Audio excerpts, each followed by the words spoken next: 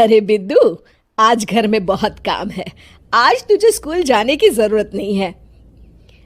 लेकिन दादी, आज तो स्कूल में मेरा टेस्ट है। अरे एक दिन स्कूल नहीं जाएगी तो ऐसी कौन सी तेरी कलेक्टर की पढ़ाई छूट जाएगी। वैसे भी मैं देख रही हूँ आजकल तो बड़ी ढीठ हो गई है। अपनी दादी की बातें सुनकर बिंदु नाराज हो जाती है। तभी उसकी माँ कहती है, अरे बिंदु, इतनी छोटी बात पे मुंह फुलाने की क्या जरूरत है। दादी बिल्कुल सही कह रही हैं। लड़कियों को तो घर के काम काज सीखना चाहिए। अरे बहू, रमेश के लाड़ प्यार ने इसे बिगाड़ रखा है। कम से कम तू तो मेरी बात समझती है। अच्छा, मेरी पूजा का समय हो गया है, मैं पूजा करने जा रही हूँ। इतना कहकर रमेश की माँ वहां से चली जाती है। इस तरह बिंदु की दादी और माँ दोनों अक्सर उसे घर के कामों में ही उलझा कर रखते थे। कुछ दिनों के बाद राजू और बिंदु के 10वीं के रिजल्ट्स आते हैं। दोनों बच्चे दादी को अपना अपना रिपोर्ट कार्ड दिखाते हैं। शाबाश मेरे लाल, तू तो बड़े अच्छे नंबरों से पास हुआ है। तभी बिंदु कहती है, दादी मैं भी अच्छे नंबरों से पास हुई हूँ। रमेश की माँ बिंदु को अनदेखा करते हुए कहती है, हाँ हाँ ठीक है, अभी यहाँ खड़ी क्या कर रही है, सुन लिया मैंने। जाकर मेरे लिए चाय बना कर लिया। बिंदु उदास होकर चाय बनाने किचन में चली जाती है। तभी राजू कहता है, दादी मैं क्रिकेट के कोचिंग सेंटर में एडमिशन लेना चाहता हूँ। अरे वाह राजू बेटा, ये तो तूने बड़ी अच्छी बात कही। तू कल ही अपना एडमिशन करा ले, जितनी भी फीस होगी मैं दे दूंगी। अरे एक दिन मेरा पोता विराट कोहली बनेगा। इस तरह अक्सर रमेश की माँ अपनी पोती बिंदु के साथ दुर्व्यवहार करती थी।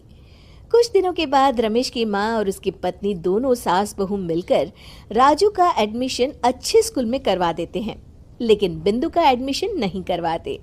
इस बात से नाराज होकर बिंदु अपनी दादी से कहती है, लेकिन दादी मुझे भी आगे की पढ़ाई करनी है। अरे क्या करेगी आगे की पढ़ाई लिखाई करके हैं?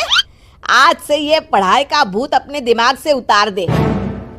इतना कहकर रमेश की माँ वहां से चली जाती है। उस दिन के बाद से बिंदु की पढ़ाई हमेशा के लिए छूट जाती है और उसकी दादी उससे घर के सारे काम करवाना शुरू कर देती है। इस तरह उसका सारा दिन घर के कामों में ही बीत जाता था। कुछ दिन बीत जाते हैं और एक दिन रमेश छुट्टियों पर घर आता है। बिंदु को घर के काम करते हुए देख उससे कहता है, अरे बिंदु बेटा, तुम स्कूल नहीं गई? पिताजी, दादी ने मेरा एडमिशन कराने से मना कर दिया है। वे कहती हैं घर पे रहकर घर के काम करना सीख। अपनी माँ का ये बर्ताव देख रमेश को बहुत गुस्सा आता है और वो अपनी माँ से कहता है, माँ ये तुमने क्या किया? आगे की पढ़ाई के लिए स्कूल में बिंदु का एडमिशन क्यों नहीं करवाया? अरे बेटा, लड़की जात है, ज्यादा पढ़ लिख कर क्या करेगी? वैसे भी शादी के बाद तो इसे घर के ही काम करने हैं ना। तुम किस जमाने में जी रही हो माँ? अगर कल्पना चावला के घर वाले भी तुम्हारी सोच के होते तो क्या वो पूरी दुनिया में हिंदुस्तान का नाम रोशन कर पाती? इसका स्कूल छुड़वाकर तुम इसका भविष्य बर्बाद कर रही हो, लेकिन मेरे रहते ऐसा नहीं होगा। बिंदु बेटा, कल ही तुम्हारा एक अच्छे स्कूल में एडमिशन करा दूंगा। तुम जितना चाहे उतना पढ़ो, मेरे होते हुए तुम्हें किसी बात की चिंता करने की जरूरत नहीं है।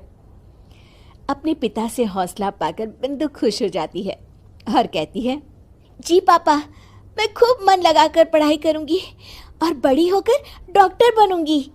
ये हुई ना बात, शाबाश मेरी बेटी। शिक्षा, लड़का हो या लड़की, हमें दोनों को आगे बढ़ने का मौका देना चाहिए।